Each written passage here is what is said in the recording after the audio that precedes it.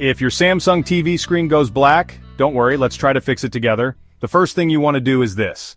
Go ahead and unplug the power cord of your TV from the electrical socket, just pull it straight out.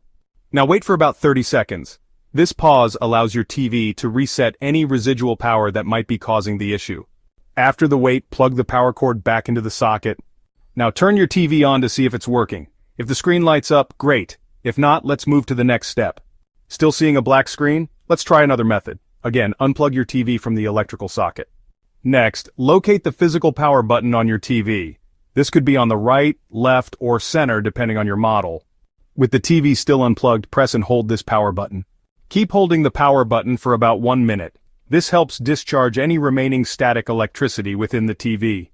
After a minute, release the button, plug the TV back into the socket, and turn it on.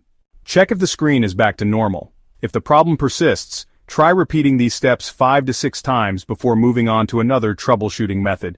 Sometimes, repeating the process can resolve lingering issues. If these steps didn't resolve the issue after multiple attempts, there might be a deeper hardware problem, and contacting Samsung support or a professional technician might be your next best step.